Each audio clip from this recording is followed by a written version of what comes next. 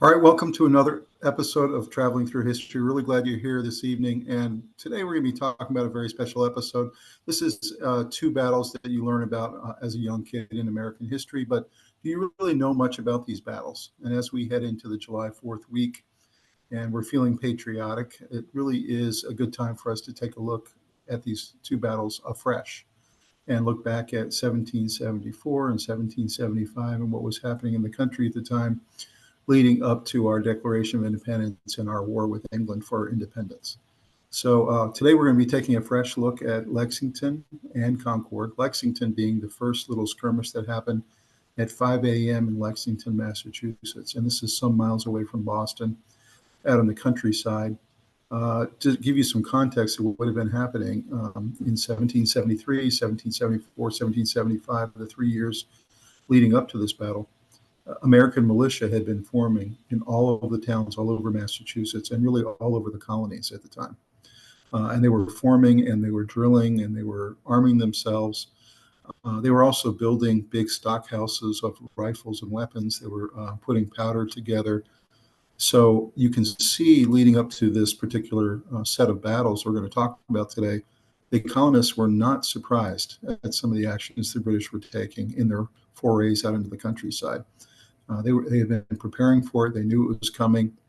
The country was a powder keg at the time. The colonists were getting more and more upset with British actions, British taxes, British laws like the Coercive Acts. And they had been expressing their frustration as much as possible to the Massachusetts governor, to the mayor of Boston, and to other leaders, that they really were very unhappy with what the king was doing, what the British were doing, with their foot on the necks of the colonists. You can just see the boiling pot that was coming up to these battles and what resulted in firing on each other for the first time that day. So we'll talk a little bit about the Battle of Lexington, the Battle of Concord, and the aftermath of both of those battles as the British made their retreat back to Boston.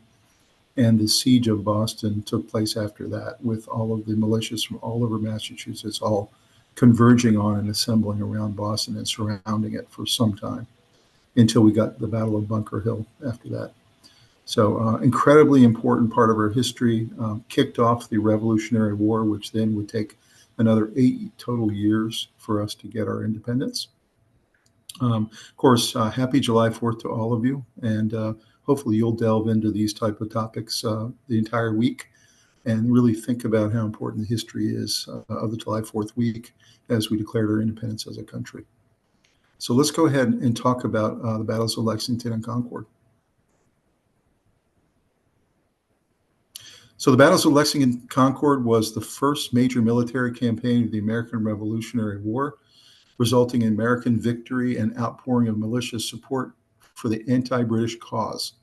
The battles were fought on April 19, 1775, in Middlesex County, province of Massachusetts Bay, within the towns of Lexington, Concord, Lincoln, Minutemen, and Cambridge.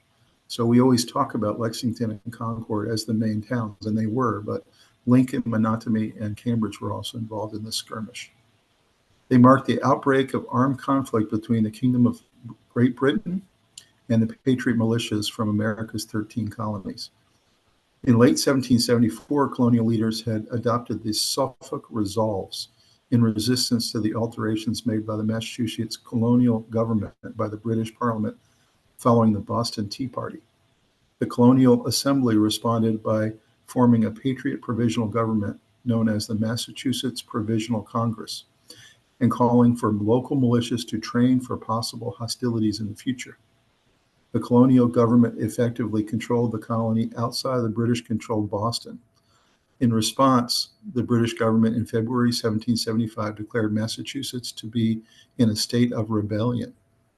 About 1,700 British Army regulars in Boston under Lieutenant Colonel Francis Smith were given secret orders to capture and destroy colonial military supplies reportedly stored by the Massachusetts militia at Concord. Through effective intelligence gathering, Patriot leaders had received word weeks before the expedition that their supplies might be at risk and had moved most of them to other locations. On the night before the battle, warning the British expedition had been rapidly sent from Boston to militias in the area by several writers, including Paul Revere, Samuel Prescott, and you had other writers that, including Paul Revere and Samuel Prescott, with information about British plans. The initial mode of Army's arrival was by water, and that was signaled by the Old North Church in Boston to Charlestown using lanterns to communicate, one if by land and two if by sea. And you probably heard that famous quote, one if by land, two if by sea. Well, they had put two lanterns up, and so that essentially told the colonists that the British were coming by boat, and then they would get off and march on Lexington and Concord. The first shots were fired just as the sun was rising in Lexington at 5 a.m. 8 militiamen were killed, including Ensign Robert Monroe, their third in command. The British suffered only one casualty on the greens at Lexington. The militia was outnumbered and fell back, and the regulars proceeded on to Concord as the original plan. They were a little bit late, however, about 2 hours beyond when they wanted to be. They broke apart into companies to search for supplies. At the North Bridge in Concord, approximately 400 militiamen had gathered from all different towns all around, and they engaged 100 British regulars with 3 companies of the King's troops at about 11 a.m. that morning. There was casualties on both sides. The outnumbered British regulars fell back from the bridge and rejoined the main body of the British forces in Concord. British forces began their return march to Boston after completing their search for military supplies and actually had burned quite a few of the buildings in town. More militiamen continued to arrive from neighboring towns, and gunfire erupted again between the two sides and continued throughout the day as the regulars marched back towards Boston. Upon returning to Lexington, Lieutenant Colonel Smith's expedition was rescued by reinforcements under Brigadier General Hugh Percy, a future Duke of Northumberland, styled at this time by the courtesy title Earl Percy. The combined force of about 1,700 men marched back to Boston under heavy fire in a tactical withdrawal and eventually reached the safety of Charlestown. The accumulated militias then blockaded the narrow land access into Charlestown and Boston, which effectively started the siege of Boston. Ralph Waldo Emerson describes the first shot fired by Patriots at the North Bridge in his Concord hymn as the shot heard round the world. And of course, it really was. If you can imagine, this had been brewing for a couple of years, but nothing had actually taken place in terms of a real battle between colonialists and the British. And now that we had officially had our first battle at Concord, that was why he called it the shot heard around the world, and it really was. The British Army's infantry were nicknamed the Redcoats and sometimes Devils by the colonists. They had occupied Boston since 1768 and had been augmented by naval forces and Marines to enforce what the colonists called the Intolerable Acts of 1774, which had been passed by the British Parliament to punish the province of Massachusetts Bay for the Boston Tea Party and other acts of protest. General Thomas Gage was the military governor of Massachusetts and commander-in-chief of roughly 3,000 British military forces garrisoned in Boston. He had no control over Massachusetts outside of Boston, however, where the implementation of acts that increased tensions between the Patriot Whig Party and the pro-British Tory minority had taken place. Gage's plan was to avoid conflict by removing military supplies from the Whig militias using small, secret, and rapid strikes. This struggle for supplies led to one British success and several Patriot successes in a series of bloody conflicts that occurred that they called the powder alarms. And essentially, powder alarms were a number of skirmishes and disagreements that happened over some of the powder kegs that had been put together and that the colonists had put for future potential skirmishes.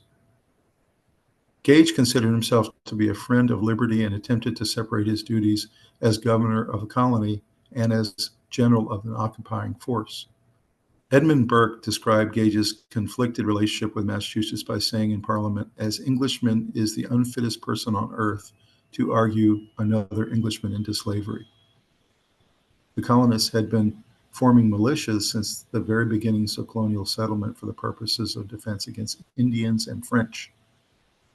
Those forces also saw action in that actual French and Indian War between 1754 and 1763, when they fought alongside British regulars. Under the laws of each New England colony, all towns were obligated to form a militia, 16 years of age or older. There were some exceptions to those categories, but essentially those men of that age or higher were always in the militias, and they made sure that those members were properly armed. The Massachusetts militias were formerly under the jurisdiction of the provincial government, but militia companies throughout New England elected their own officers. Gage effectively dissolved the provincial government under the terms of the Massachusetts Government Act, and these existing connections were employed by the colonists under the Massachusetts Provincial Congress for the purpose of resistance to the military threat from Britain. So you can see there was a lot going on before these battles, including a battle over who was going to govern who. You know, the colonists were trying to set up their own self-government. Britain was trying to stamp that out and not allow that to happen. And essentially, this was coming, this skirmish that we started on April 19th. So what happened actually on April 19th? Well, British troops marched into the small town of Lexington at about 5 a.m. to find themselves faced by a militia company of about 77 men, led by Captain John Parker, who was a local Lexington leader. When the vanguard of British forces rushed towards them across the town green, Parker immediately ordered his company to disperse. And you can imagine why. He had 77 men. The British had about 800. So he was outnumbered about 10 to 1. At some point, a shot rings out. Historians still debate who fired it. Some believe the Colonials fired it, or somebody from near the local wall that was next to the green fired it. Others believe the British actually fired it, maybe a nervous soldier. But essentially, as soon as that shot went off, British soldiers fired a volley, killing 7 and mortally wounding 1 other of the retreating militiamen. The British column moved on towards Concord, leaving the dead and wounded and dying in their wake. Arriving in Concord at approximately 8 a.m., British commanders Francis Smith and John Pitcairn ordered several companies, about 220 troops in all, to secure the North Bridge across the Concord River and then continue on another mile to the Barrett Farm, where a cache of arms and powder were presumably located. What they didn't know at the time, of course, is that the Colonials had moved all that weaponry and the powder itself. A growing assembly of close to 400 militia from Concord and the surrounding towns gathered on the high ground, where they saw smoke rising from Concord. They mistakenly assumed Redcoats were torching the town. The militia companies advanced. The Acton Company, commanded by 30-year-old Captain Isaac Davis, was at the head of the column. When asked if his men were prepared to confront the British troops, Davis said, "I haven't seen a man afraid to go." As the Minutemen marched down the hill, the British soldiers, intimidated by their numbers and orderly advance, retreated to the opposite side of the shore on the other side of the bridge to defend themselves.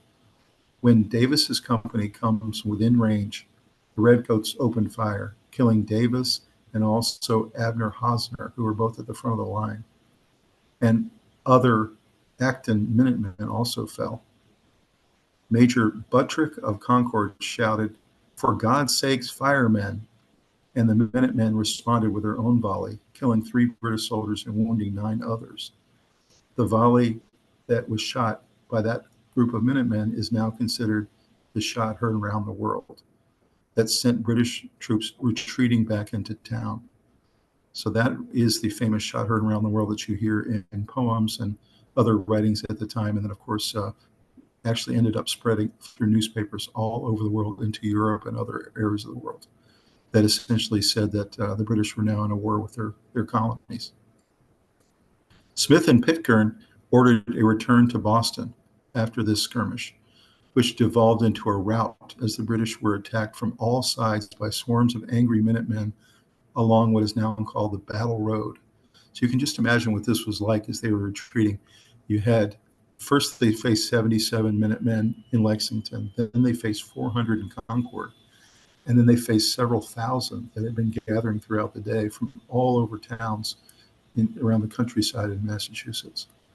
And they were essentially walking their way down Battle Road and getting shot at the entire 25 miles back to Boston. So this was quite an ordeal for these British soldiers. When they reached Lexington, Parker's men took their revenge for the violence suffered earlier that morning, firing on the British regulars from behind cover. For about 12 miles, the British were continually ambushed by Minutemen, shooting from behind trees, rock walls, and buildings. British reinforcements reached Smith and Pitcairn's men on the eastern outskirts of Lexington, but the Minutemen pursued them as they retreat back into Boston. The British conduct a running fight until they can reach the cover of British guns on ships anchored in the waterways surrounding Boston. The Patriots chased them, but having no clear orders, ultimately let them escape into Boston. In the wake of Lexington and Concord, Governor Gage finds Boston faced by a huge militia of men who have arrived from throughout New England to fight for liberty. Numbering 20,000 men, this resolute force will become part of the Continental Army and surround Boston until Bunker Hill. So you can see what happened. The siege of Boston occurred because of this Lexington and Concord battle that had taken place.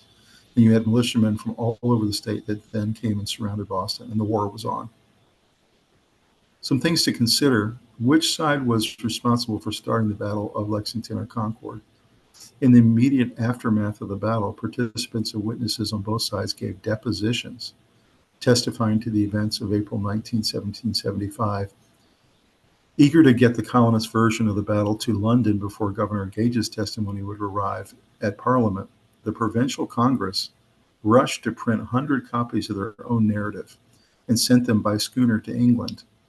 The American story hit the London newspapers before Gage's account arrived, and it said, on the 19th day of April, 1775, a day to be remembered by all Americans of the present generation, and which ought and doubtless will be handed down to the ages yet unborn, in which the troops of Britain, unprovoked, shot the blood of sundry of loyal American subjects of the British King in the field of Lexington.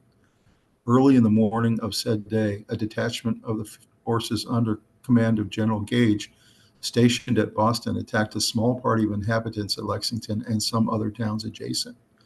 So that's what it said, and it arrived at the Parliament in England within a couple of days, earlier than Governor Gage could get his letter off to the king. And so very smart by the provincial government in Massachusetts to essentially send their version of what had happened first to the governing body in England. Of course, Governor Gage then submitted his own circumstantial account of the attack at Lexington and Concord, which was drawn from several different testimonies and intended to win support for the regulars' actions. But it was a little bit too late. His letter arrived actually 5 days later. Some of those who gave testimony in 1775 later changed their minds about what happened. And the biases of both sides make conclusions really difficult for historians. Despite these public relations campaigns to set the story straight, we still don't know the truth. And let's talk a little bit about what roles women played at Lexington and Concord on April 19, 1775. So when the alarm about the regulars' advance reached families along Battle Road, many women were left behind without their husbands who had set off to join militias. As the British searched their homes for contraband, some of them deftly shielded secret stores of arms from Redcoats, risking personal harm to do so. They slyly misled the troops as to the whereabouts of valuables or quickly buried contraband before regulars showed up at their doors. Mary Moulton of Concord was particularly heroic.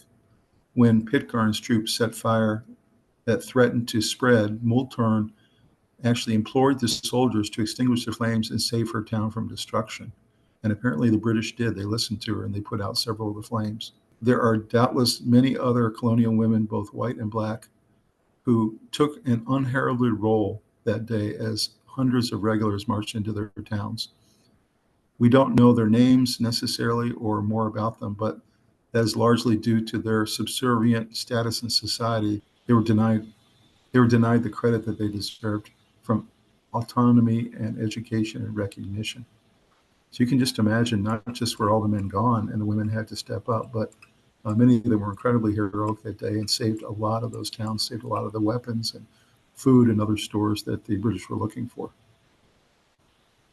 that's a little bit about the battles at Lexington and Concord. We're now going to take a look at a series of videos, and then we'll come back and talk about those on the other side.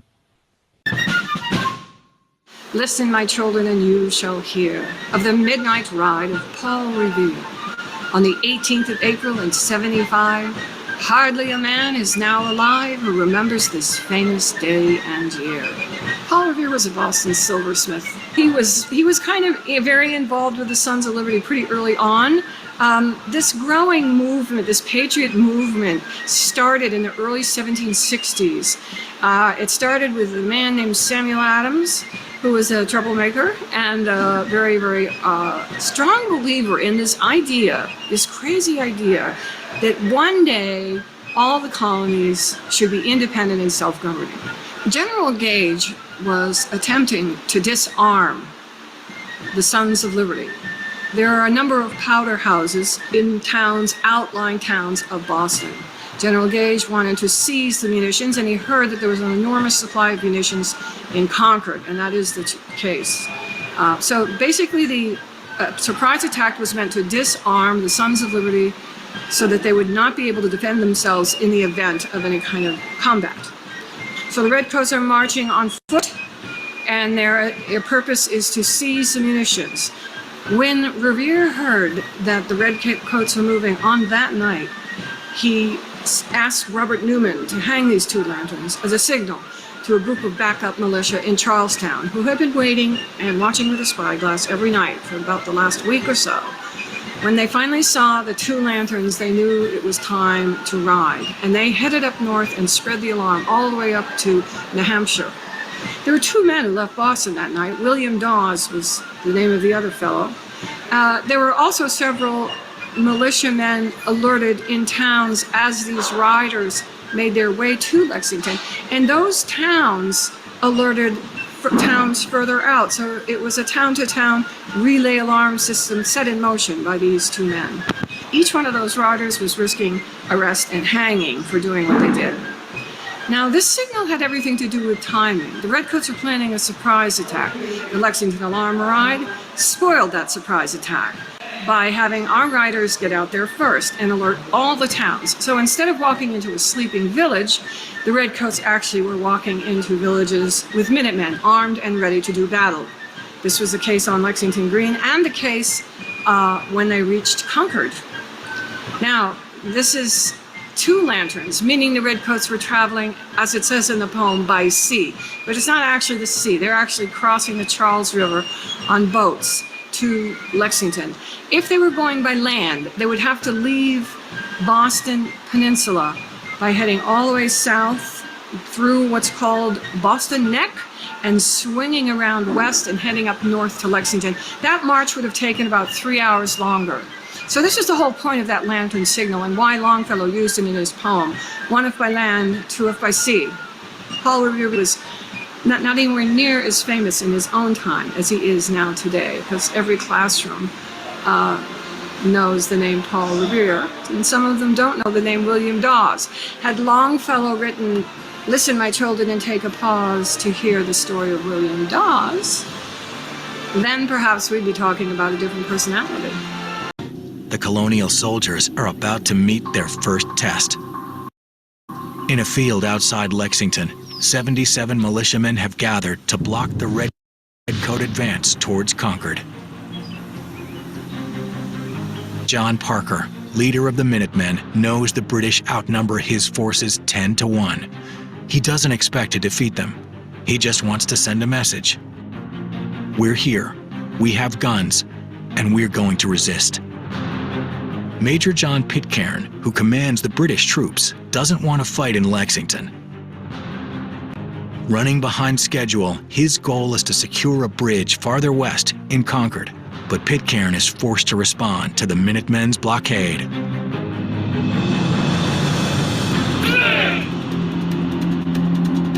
Lay down your arms. Hold! Do not fire! Neither side wanted a war to start, and so they stand there sort of face to face for a while. Hundreds of professional soldiers confront dozens of militiamen armed with squirrel rifles and buckshot.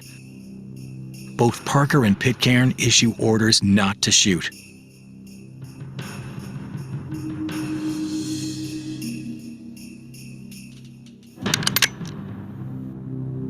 And somebody fired. And to this day, nobody knows exactly who fired.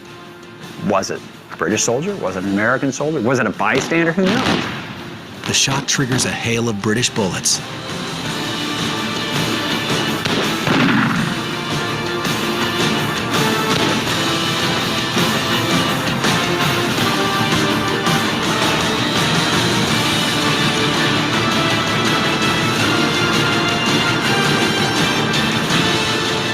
The militiamen are overwhelmed and quickly retreat, some racing into the nearby woods.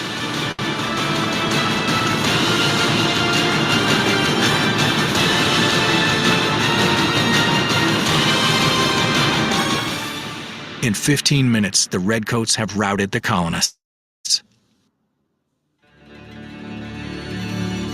When the smoke clears, 8 patriots lay dead, and the British soldiers continue on their way to Concord. The Battle of Lexington seems to confirm the worst, that Americans have no appetite for battle.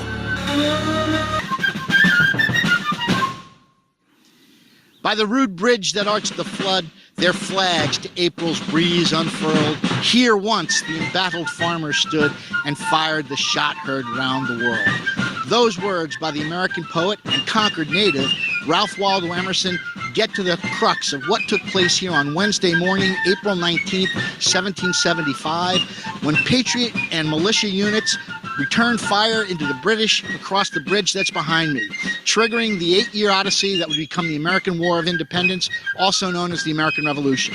Issues like taxation, representation, respect were at the core of the struggle, and nowhere more was that felt than here in Massachusetts. In early April 1775, Governor General Thomas Gage, commander and military governor of Massachusetts, decided he needed to take action to diffuse the hostile relations between the countryside and the city of Boston. At 10 p.m. on April 18, 1775, Colonel Francis Smith and his adjutant, Major John Pitcairn, lead 800 troops west from Boston, objective Concord. Seize the weapons, seize the munitions, return them to Boston, and put an end to colonial hostility.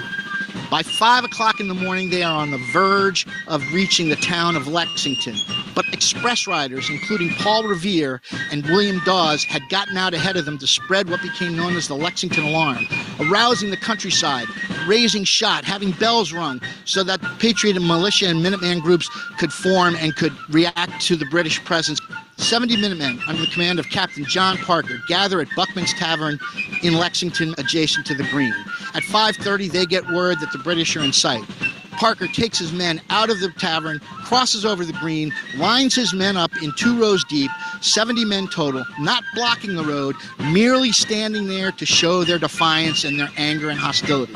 Parker was not looking for a fight. The fight, rather, came to Parker as the British troops came on, entered the Green, and faced off against Parker and his men.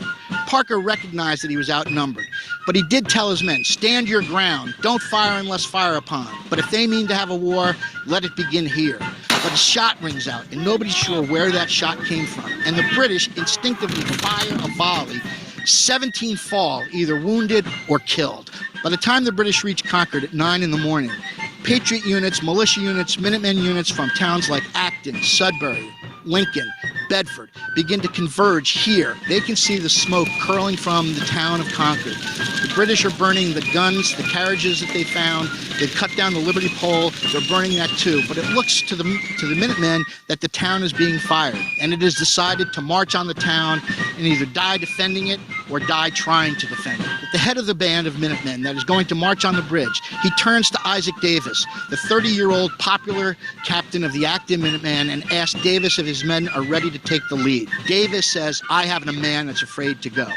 The British initially hold a ridge across the river on the western bank, but as soon as they see the numbers, they know they're outnumbered, and they pull back across the bridge, tearing up planks as they retreat. As the Patriot units near the bridge, a volley breaks out, and Davis and several of his men are hit and fall. Davis mortally wounded. Shortly thereafter, it dies. From the back of the line runs Major John Buttrick of Concord saying, "For God's sakes, men, fire! For God's sakes, fellow soldiers, fire!" And the Americans unleash a volley into the British. That's the shot heard around the world. British troops fall, and the British flee the bridge in panic, heading back to Concord. But it is going to be one hell of a return march. For the Minutemen, who know the area, have now raced to outflank the British and to meet them along a road that will take them back to Boston. The British are stunned. They're now being fired on by thousands of Minutemen who have converged from 27 towns, and for the next 6 hours, it is a running gunfight between the British and militia and Minuteman units, and nothing has been the same on this planet since. And so began the arduous 8-year journey of the American Revolution and War for Independence. On the 19th of April, 1775, two of the most significant battles leading up to the American Revolution were fought in the Massachusetts countryside. The Battle of Lexington lasted minutes and left 8 Americans dead. A much bigger confrontation awaited the British at Concord, where they'd been ordered to seize American ammunition. At a bridge leading into Concord, the British were met by hundreds of farmer soldiers. And they exchanged another round of fire, and that was, people call it the Battle of Concord. 2 colonists and 3 British soldiers were killed in the skirmish at Concord Bridge. But the fighting continued to escalate as the British were forced to turn back toward Boston. Thousands of Americans gathered in the hills and woods along the road. The Americans fired from behind trees, rocks, houses, and barns. And after a while, the British started to realize that outside the town of Concord, there was hundreds of Americans, all of them with guns. And they had to go all the way back to Boston. It was a long way. As they went through towns on the way back to Boston, there were people in every window of the town shooting at them. 900 reinforcements joined the British when they reached Lexington on their way back to Boston, but they were still outnumbered. Well over 7,000 Americans in the field, and the British never had more than about maybe 2,000 at the most. So the Americans were very confident that they could beat the living daylights out of these British, and they did. And finally, the British got back to Boston. The guns of the British fleet were there to protect them. At the end of it, the British knew that they were in a war. By the end of the day, on April 19, 1775, the Americans had lost 49 men, the British 73. Days later, thousands of American men aging from 16 to 60 marched to Cambridge, Massachusetts, where they hoped to join the war, which had finally begun. So you can see a lot of interesting things in that series of videos. First one is on April 18th of 1775, the Colonials had gotten a hold of really important information that the British were about to do this action. And were about to march, go across the water, and then march on Lexington and Concord. And their objective, of course, was Concord. They wanted to take the weapons and take the gunpowder so that they essentially were going to try to disarm the people. And this word went out to Paul Revere, it went out to William Daws, and went out to other riders. They also had, of course, put the signal up into the old church in Charlestown, which was the 2 lanterns, which signified they were going to go over the water. If it had been 1 lantern, it would have meant they were going to march the other direction and go by land. The water route, of course, was about 5 or 6 miles shorter, so the British decided to take the boats across the water and then start the march. So that first signal of the 2 lanterns, and then, of course, Paul Revere, William Daws taking off on their horses, they intentionally went 2 different routes to alert different towns. Both of them, of course, after their rides came into Lexington, purpose being to try to alert the townsmen and also to try to alert Samuel Adams and John Hancock, who there was a rumor that the British were also going to try to arrest the 2 of them, 2 of the men who were the most important leaders in the Sons of Liberty, which was the Liberty group back then. If you watched the episode, Traveling Through History episode we did a couple months ago about Samuel Adams, you should watch that episode. It's very good. It talks a lot about the Sons of Liberty and some of the stirring up of action that Samuel Adams and John Hancock had been doing. Adams being the organizer, John Hancock was doing most of the fundraising and financing of the actions himself. So This action was taking place that day, and then, of course, on the morning of the 19th, as you saw, the British marched into Lexington at 5 a.m., thinking they were going to be unopposed on their way all the way to Concord. And surprisingly, as they stepped onto the green in the middle of the town, were facing 77 colonials with rifles. And the two of them stood there and stared at each other for about 20 minutes, not really knowing what to do. The British commander got on his horse and rode over and spoke to the colonials and essentially ordered them to lay down their arms. And they refused to do so. And they said, "We're here peacefully. We haven't fired a shot. We don't intend to do anything." So Parker actually spoke back to him and said that we're not going anywhere. We're standing our ground, but we don't want a confrontation. And then, of course, you heard in the video what happened after that. A shot rang out. And as we said earlier in the program, historians still debate on which side actually shot that shot. But as soon as that happened, of course, the British fired a volley into the colonials, killing a number of men, and the colonials dispersed. And the action was on. After that, of course, they marched into Concord. You saw they got met by 400 colonials at the old bridge in Concord. There was a skirmish there. The shots heard around the world, of course, took place. The colonials stood their ground. They actually, at this point, were now outnumbering the British, because all the militias from all the surrounding towns had all been flowing in to support.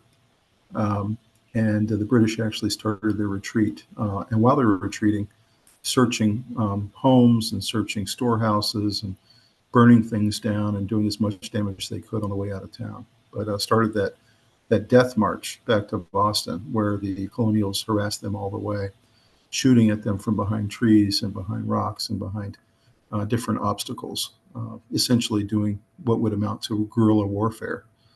And the British were heavily outnumbered. And so the fact that a large portion of them made it back to Boston was kind of a miracle. So another interesting thing you heard there was the number of riders that took part that night. Of course, the famous poem by Longfellow talks about the midnight ride of Paul Revere. But as she was saying in the video, it could have been the midnight ride of William Daws. He was just as an important figure. But Paul Revere, of course, became famous because of it. And what happened with him and William is every town they went into, they would alert the local people, and they would have several riders hop onto horses and ride to other smaller towns around. And this was their network of information they had set up before the war. They essentially knew that they needed a way to set alarms to be able to tell all the people that the British were coming. So that's a little bit about some of the videos that we looked at there. Hope you found that informative. Really, this was the first action in the war. This is what touched off the war. This, of course, led to the Siege of Boston, as we mentioned, and then the year after, in 1776, July 4th, the First Continental Congress and the Declaration of Independence. And so hopefully you keep that in mind this July 4th week, the sacrifices that these men and women did for our independence and for our freedom, and the things that they had to do in their struggle over those 8 years until we actually attained our freedom as a country. Let's go ahead and take a look at the 25 interesting facts about Lexington and Concord. Number one, Minutemen versus militia. What is the difference? The most prevalent stories around Concord, the most prevalent stories around Lexington and Concord is that of the Minutemen. If one visits Lexington and Concord today, they will not only come across monuments to the Minutemen, but also the national park that commemorates the actions of April 1975 is called Minutemen National Historic Park. Minuteman companies were officially created by the Massachusetts Provincial Congress in October 1774 to be the best soldiers of each militia company. They regularly trained, and some were paid. They were to respond at a minute's notice. Other colonies also adopted similar units, naming them training bands or Minutemen. On April 19, 1775, thousands of militia units responded to the alarm in Lexington and Concord from across New England. Despite the modern-day perception, the vast majority of men who responded were not Minutemen, but just regular militia. Lexington, where today a monument to the Minutemen sits on the Battle Green, never created a Minuteman company. It was militia that met the British regulars on the early morning of 1775. And there's a picture there on the bottom left of what the militia would have looked like. These were not Minutemen, these were militia. They were volunteers, they were not paid, they were not heavily trained. They were essentially the townsmen that had arms and ready to go, but there were selected out of each militia group around Massachusetts, maybe one or two especially good soldiers that were given special training and paid, essentially almost like we would consider our special forces today. Those were the Minutemen, were the special forces. So the middle picture there on the bottom is what the Minutemen used to look like. They were given special uniforms, red, white, and blue. And as I said before, given special training, and they would drill almost every weekend in preparation for any future skirmish. Number two, Lexington was not the first place colonial militia and British regulars fought. So that's really a misperception from our history. The events of April 1970 and 75 were a culmination of many altercations between local militia and British regular soldiers. On December 14th and 15th, 1774, militia from Portsmouth, New Hampshire attacked Fort William and Mary. And you see a picture there on the top right of what Fort William and Mary looked like in that skirmish that happened on those 2 days. The British fort was undermanned. There was less than 10 British soldiers, but would not surrender to the militia force of nearly 300 men. Fighting ensued and one British soldier was wounded. The garrison surrendered, and over 2 days of gunpowder, firearms, and 16 cannon were captured. Though shots were exchanged from colonial militia and British regulars, it did not lead to war.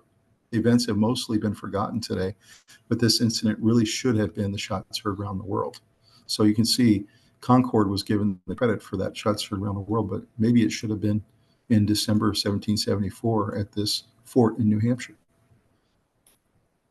Number three, more than Paul Revere, many colonial writers wrote on April 18th and 19th of 1775, and we talked a little bit about this. Paul Revere's role in the events is well documented in modern American literature. Revere, along with William Daws, rode from Boston to Lexington to warn of the British regulars' march west. Many falsely believed the soldiers were on a mission to capture John Hancock and Samuel Adams. As Revere and Daws rode towards Lexington, they handed off their message to other riders in the towns as they rode through. Soon, dozens of riders were spreading the word as far away as New Hampshire and Connecticut by the end of the day. The network of information sharing was astounding and showed that colonial leaders were well organized. Though Revere is by far the most well-known rider that night, he was by far not the only one out that night spreading the word, as you can see. Picture there on the bottom left is William Daws, and the picture in the middle is Paul Revere. And then you can see on the right is Paul Revere actually riding into Lexington and telling the locals about what was happening. Number four, British General Thomas Gage's goal was the military supplies in Concord, not John Hancock or Samuel Adams in Lexington. So the colonials didn't know this. They were suspicious that they wanted both the weapons and John Hancock and Samuel Adams. But actually, after the fact, it really was just the weapons that they wanted. The Sons of Liberty in Boston believed when British General Thomas Gage ordered the regulars out towards Lexington that their mission was to capture Samuel Adams and John Hancock. Adams and Hancock were seen as the leaders of Massachusetts colonial resistance. Adams, the passionate orator, and Hancock, the financier, worked together for a common goal. Many believe the king wanted both men captured and ordered Gage to capture them. Both men were staying in Lexington on April 19, 1775, at the Hancock-Clark House. Hancock himself had lived there briefly as a child. Gage's mission for his regulars was not the capture of the two patriot leaders, but the weapons, supplies, and cannons being stored in Concord by the Massachusetts Provisional Congress. The fact the road to Concord from Boston that regulars took went through Lexington had nothing to do with the presence of Adams or Hancock. So pretty interesting there, lots of these misperceptions in history that get solidified that really weren't true. And when you really dig into it and do the research, you realize what they were really after. There's a picture on the top right there of Thomas Gage and a little bit about him. And you can see there he was receiving the promotion and assignment there by one of his superiors to go take this Concord weaponry. Number five, the Lexington Militia did not intend to fight the British regulars. As you saw there in the video, there was no intention really by either side to fire on each other, but especially by the colonials. They were just trying to make a statement, stand on the green with their weapons, stand tall, but not fire. The Lexington Militia that filed into Lexington Green on the morning of April 19, 1775, were there as a show of force. to remind British authorities that the colonists were armed and ready to defend themselves. Much like other militia units had shadowed other British regular excursions, most notably at Salem, Massachusetts, February 26, 1775, the Lexington Militia had no intention of getting into a firefight with the regulars. Captain John Parker proved to be a steady leader of the militia that morning. He knew it would be suicide for his less than 80 men to take on 400 well-trained British regulars and several hundred others. The position of Parker's men to the side of the road in Concord show that Parker had no intention of blocking their route to Concord. Post-war accounts of Parker's words that morning have been exaggerated, but his actions and primary accounts of those who were there prove that Parker had no intention of getting into a battle that morning. You see a picture of him there with his musket on the top right, and then another picture of him later on. He actually joined the Colonial Army, and there's a picture of him in his colonial uniform. So John Parker, quite a leader of Lexington. Number 6, no one knows who fired the first shot at Lexington, and you heard that in the video, that still is up for debate. One of the biggest mysteries of April 19, 1775 is who fired the first shot at Lexington. Both sides claim the other side shot first, thus placing blame on their enemy for the bloodshed that ensued.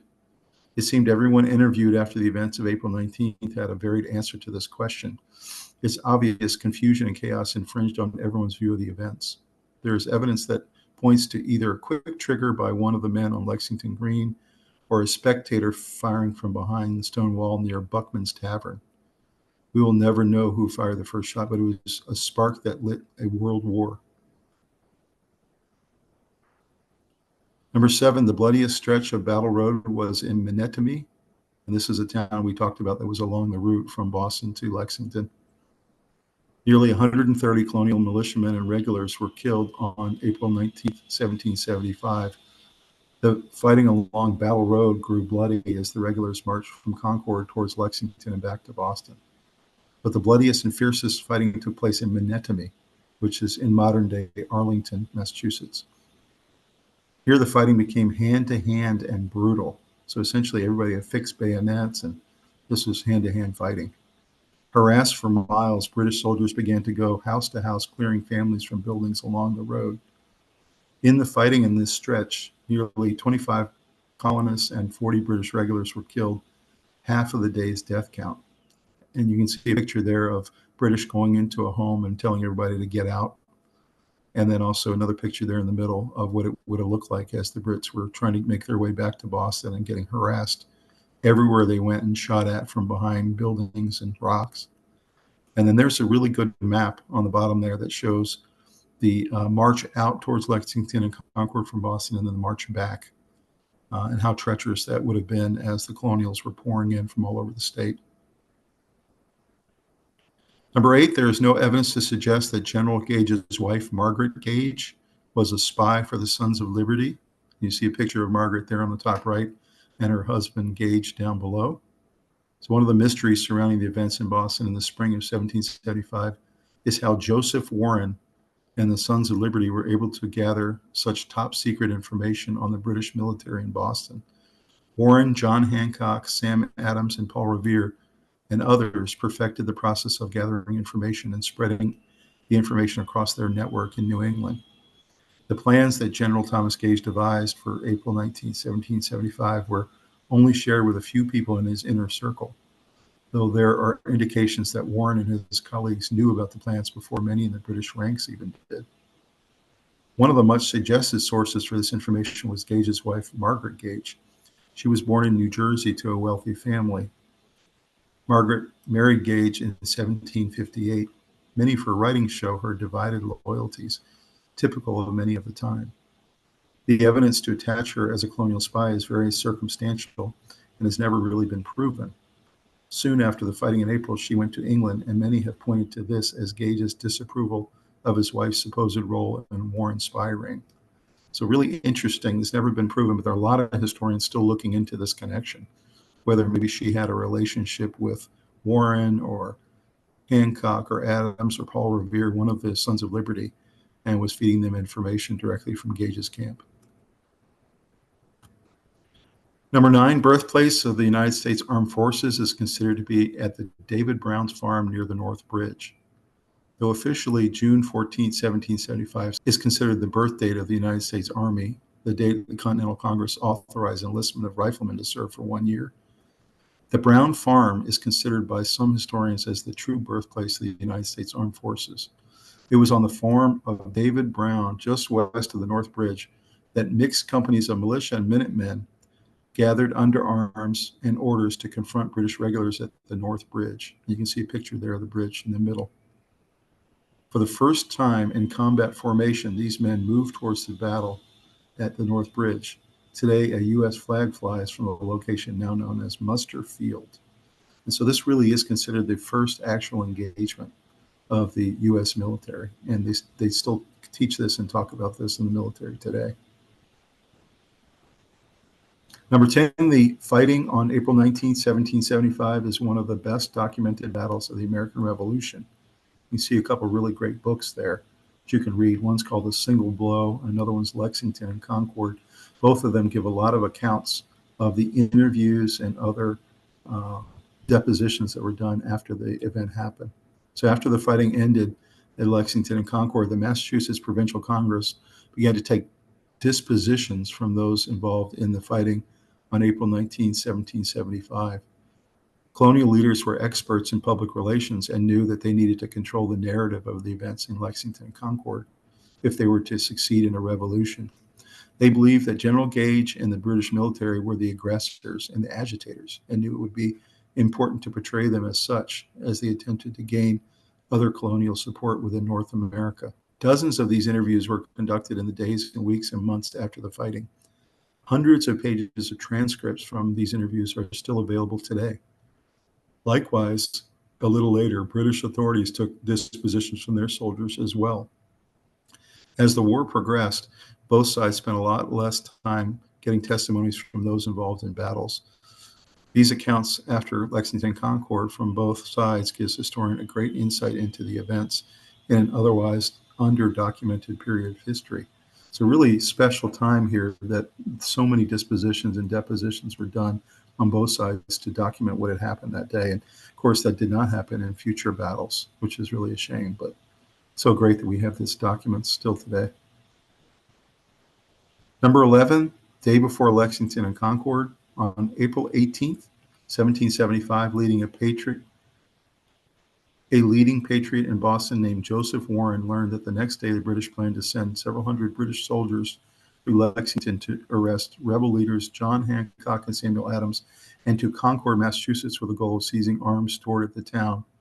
The evening before the battle, Joseph Warren sent 2 couriers, Paul Revere and William Daws, to warn the colonialists that British were coming. Upon reaching Lexington, the 2 couriers warned Samuel Adams and John Hancock that British were coming to arrest them, after which they set out for Concord, Massachusetts, to warn the colonists the British were coming to seize arms stored at the town. On the way to Concord, Revere and Daws were joined by a third rider, Samuel Prescott.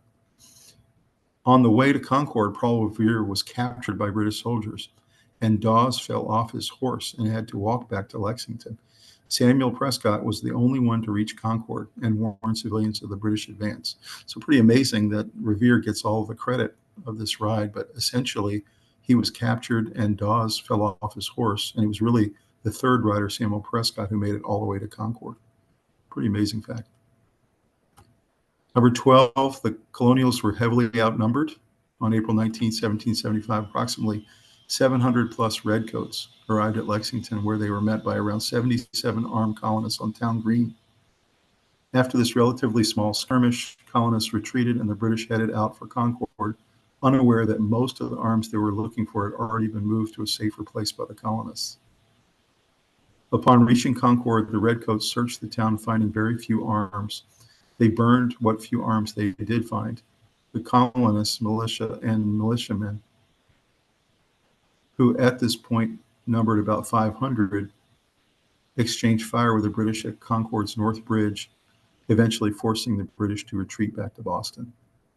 Pretty amazing that they were outnumbered at first, but then over the course of the day, the colonists filled in from all around the state and eventually had numbers. Number 13, the British march back to Boston was deadly and dangerous. We spoke a little bit about this, how treacherous this 18 miles was. They covered 18 miles, which turned into a deadly retreat as more and more militiamen, perhaps as many as 3,500, joined the conflict. Shooting at the British soldiers from behind trees and rocks and whatever they could find, they inflicted significant damage on the troops. The British troops, with the help of reinforcements, eventually made it back to the safety of Boston. The day after the battles, thousands of militiamen surrounded Boston, and the American Revolution had begun. You see a picture there on the top left. You can see the men were fighting the British all the way back to Boston, then eventually surrounded Boston. And then you see a picture there of the British in Boston who were completely surrounded. Number 14, the shot heard around the world happened officially at Concord. We mentioned this, and it was also mentioned in the video. The Battle of Concord was fought between Massachusetts militia and Great Britain on April 19, 1775, which was the first day of the American Revolutionary War officially. Following the Battle of Lexington, a British expedition marched to Concord and destroyed military supplies. After a fire started in the town, the Massachusetts militia engaged the British at the North Bridge and fired that famous shot heard around the world. The British were forced to withdraw and march back to Boston with American forces in pursuit. Newspapers all over the colonies reported that the Revolutionary War was on, and the news spread quickly to Spain and France and other European powers. You can see a battle map there of the British advance all the way to Concord and back. And another one in the top left there as well. It shows the different skirmishes that happened that day in the different towns. Number 15, Paul Revere and William Daws took separate routes to Lexington. The Patriot spy network in Boston learned about the march and notified Joseph Warren. Warren ordered Paul Revere and Daws to ride out into the countryside west of Boston to warn people the British were marching to Concord. Warren told them to stop in Lexington and warn Adams and Hancock. Adams and Hancock were staying with Reverend Jonas Clark at his home, and Warren believed the British might be going to arrest them. Revere and Daws intentionally took separate routes to complete the mission in case one of them was stopped by the British. And of course, we know later on that after Lexington, Paul Revere actually was stopped and captured. So a picture there of Paul Revere on the top right, and then a picture in the middle there of John Hancock, and on the very bottom is Samuel Adams. Number 16, first ever defeat for the British on American soil. As the first time British soldiers were defeated on American soil, and the proof that the colonial militia could stand their ground against the strong British army, the Battle of Lexington and Concord is widely regarded as a pivotal moment in the American Revolution.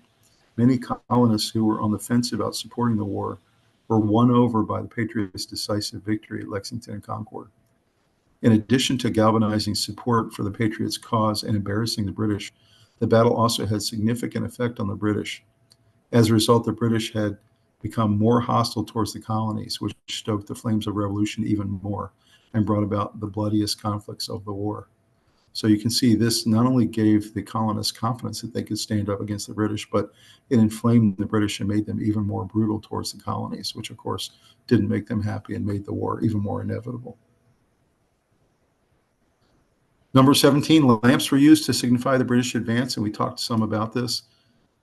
The method that was utilized to notify the arrival of British forces during the battles of Lexington and Concord became legendary. They hung lamps in the Old North Church. This was in Charlestown, to indicate how British were approaching. One, if they were approaching by land, and two, if they were approaching by sea.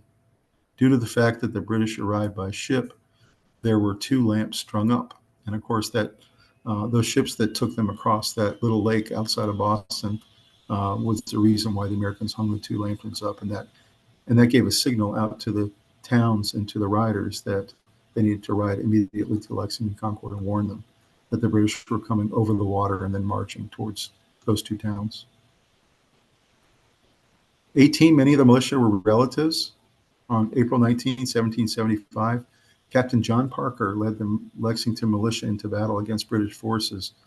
The community held him in high regard because of his service as a captain during the French and Indian War. Many of the militiamen on Lexington Green were acquaintances and family from the neighborhood, making him a cousin of many of the men who fought under him. It's a testament to how close-knit colonial towns were that over a quarter of the Lexington militia were related to Captain Parker. A tremendous propaganda triumph for the Patriots, who were able to face up to the strong British Army. Parker's leadership and the cohesion of his soldiers played a vital role in the resistance against the British at Lexington. See some pictures there of Parker and a statue to him actually in Lexington. Number 19, roughly 15,000 men converged on Boston following the battles.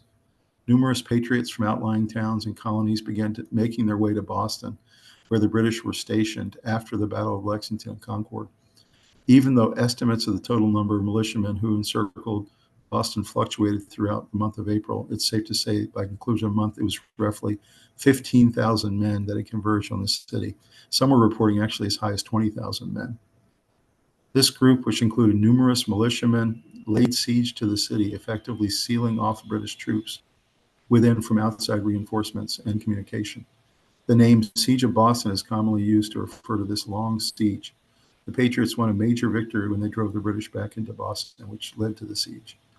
It was March 1776, after the siege, that British troops finally left Boston, marking a great triumph for the Patriots and a pivotal moment in the Revolutionary War. You see some pictures there of the Patriots as they surrounded Boston, and they were looking in at what the British were doing. Number 20, British Lieutenant Colonel Francis Smith was blamed for the loss. You can see a picture of him there on the top left and also bottom left as he was leading his men. On April 19, 1775, Lieutenant Colonel Francis Smith led British forces to Lexington and Concord to seize weapons and apprehend rebel leaders. He oversaw a British force of about 700 men, mostly grenadiers and light infantry. He sent his men marching towards Lexington and Concord, where they were greeted by armed citizens in the form of local militia. When the British failed to accomplish their goals, they were forced to return to Boston, where they suffered significant fatalities on the way back. Poor leadership, poor decision-making, and lack of preparation resulted in the devastating loss for the British Army, and Lieutenant Colonel Francis Smith bore the brunt of the blame. Smith was sent back to England after this battle. So he was essentially kicked out of the military and sent home because of the loss. Number 21, the Minutemen had a practice run before Lexington and Concord. Months prior to the march to Concord, there was a false alarm known as the powder alarm related to a gunpowder depot. And you can see a picture there on the top right of the gunpowder depot that the false alarm happened. This resulted in engaging the Minutemen, and the general was able to see a practice run of what Lexington and Concord would look like in the future. The Minutemen quickly engaged and were prepared to take action. At this point, the British had not sent Gage the reinforcements that he had requested. They did not take the rebel threat seriously, and they believed that they could maintain order with what they already sent to the New England colonies. The reality was that almost every able-bodied man throughout Middlesex colony was involved in the militia and would greatly outnumber the British if all assembled. And you can see a picture there, another picture of Gage on the right. And this was the gunpowder depot that this false alarm came in on. Number 22, the poem Midnight Ride of Paul Revere became one of the most famous in our history. This is the poem Midnight Ride of Paul Revere. It does not show how much of an impact Paul Revere had at Lexington and Concord. The poem was written as a propaganda piece. It made him seem like a superhero who galloped through the Middlesex countryside, alarming all the patriots that the British are coming, the British are coming. The reality is that most of the poem was a myth. It leaves out the contribution of William Daws and Samuel Prescott and the other 40 riders that night. It does not mention Revere was captured by the British that night as well. Worst of all, it portrays an unorganized group of militia, which was not true. The militia and Minutemen were ready for the British and had been drilling and preparing for up to 2 years. The alarm system they used was sophisticated, and Paul Revere triggered various riders who then triggered other riders. These riders alarmed each town, and by the time the British arrived at Lexington, they were faced with Captain John Parker and his men. So this was obviously a very famous poem and great reading. Definitely recommend you read it, but as you can see, it was mostly a propaganda piece at the time. 23, the militia harassed the British at Merriam's Corner. Smith and his column moved quickly from Concord and made it to a point named Merriam's Corner on the way back to Boston. Merriam's Corner is located by the house of Josiah Merriam, and gave the provincials thick brush to hide in. This would be one of the first instances of guerrilla tactics, and the provincials and colonial militia would use throughout the war to frustrate the British. British volleys were highly effective in open ground and would cause many of the militia to run in fear, but here the provincials did no such thing. They fired from behind stone walls and thick brush and used the house for cover, all the while dropping back and exhausting Colonel Smith's flanking units. Smith pushed his men through the gauntlet while his left flank took heavy fire. These quick movements allowed him to rush past Merriam's Corner, but also exhausted his flanking units, which were beginning to lag. Once past Merriam's Corner, the British officers believed that they had managed to push through the militia that surrounded them. That idea proved false when they reached Hardy's Hill. So you can see one of the walls that the militia were sitting behind, firing at the British on the bottom right down there. And then you can see what the colonial militia would have looked like as they were marching and facing the British. So we just mentioned Hardy's Hill. Number 24 is Hardy's Hill hammered the exhausted British. Hardy's Hill was located right next to Concord Road and gave the provincials the advantage of elevation and cover. It would be here that the British would come under a heavy volley of 215 militia and Minutemen from Framingham and Sudbury.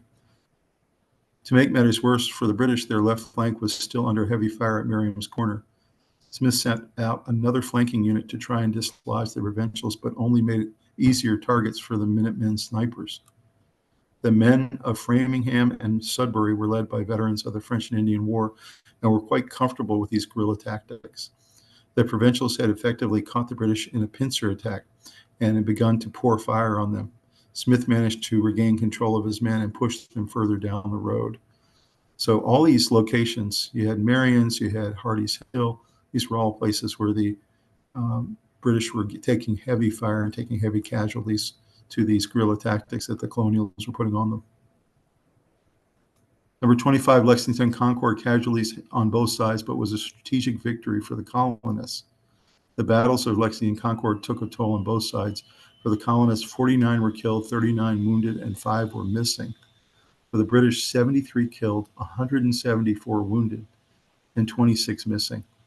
While the colonists lost many Minutemen, the battles of Lexington and Concord were considered a major military victory and displayed to the British and King George III that unjust behavior would not be tolerated in America.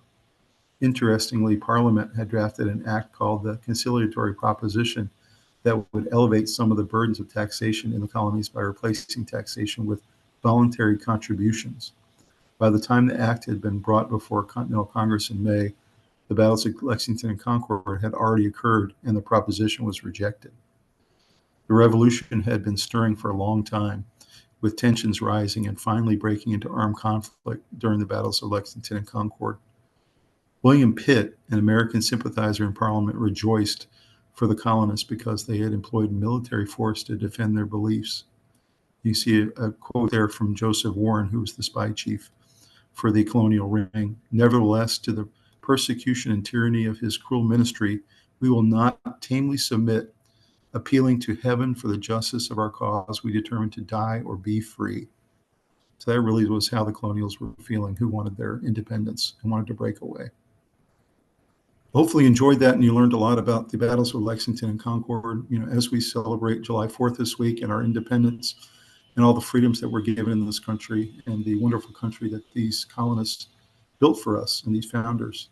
Just remember this week the tremendous sacrifices done and all the incredible history that's come before us and that's given us the country that we have today. And so happy July 4th. Hope you have a great time with your family and hope you love history as much as we do. Please like this video and subscribe to the channel. We have many more great videos coming your way. And have a great holiday.